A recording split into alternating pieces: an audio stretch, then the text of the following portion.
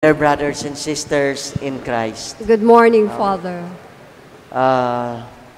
today we celebrate the memory of the Queenship of Mary, no? Maria, Reyna ng langit at ng lupa.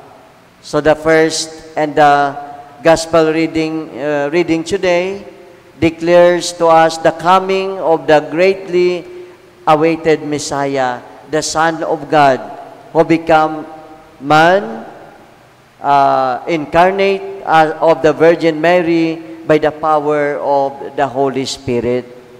Prophet Isaiah addressed him as the Prince of Peace, Prinsipe ng Kapayapaan. And the angel Gabriel called him Son of God and King. And so Mary is then honored as Mother of God, since Jesus is God and our Lord. And honored also as Queen of Heaven and Earth.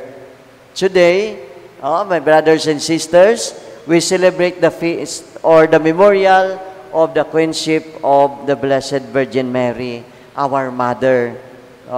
She's our Queen and the Queen of angels and saints of heaven or in heaven. So our humble mother, our most humble queen. As queen, she is not unequal to her son, the king. Diba? Hindi siya mas mataas ang kanyang anak, no? Na si Jesus, no? Our king. So, ibig sabihin, she's not a rival of Jesus. Minsan akala ng mga ibang mga sikta ay parang turing natin kay Maria ay mas mataas pa kay Jesus, no, parang rival siya. No, it's not at all. No, though she considered her as our queen. No? So our queen, Mother of Mary, is a humble mother, is a humble one.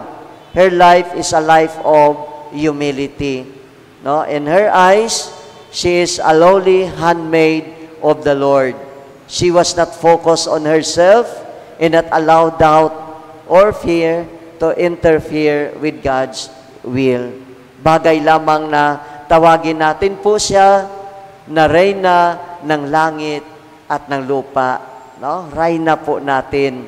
In heaven, Mary reigns as the highest and most trusted servant of our Lord Jesus Christ, the King. So on this memorial of the Queenship of the Blessed Virgin Mary, we give her thanks and ask for her help to intercede always for us. Like Mary, our Mother and our Queen, let us put our totally trust in the Lord so that we can enter the joy of His presence and we will be found worthy to enter God's kingdom. So we are so grateful for our mother, para sa atin, para sa kanya, dahil binisita niya po tayo, no, sa imahen ng Our Lady of Manawag, Our Lady of the Rosary of Manawag. So sa kapistahan niya, nandito po siya sa atin. Diba? So we need to thanks our Lord na nandito ang kanyang ina, no? Ang ating Reyna, no? Mga kapatid. So magpapasalamat po tayo sa kanya at sa banal na Eukaristiyang ito rin ay tanda na natin ng pagpapasalamat at pagpupuri sa ating mahal na ina na at ang ating Reyna. Amen.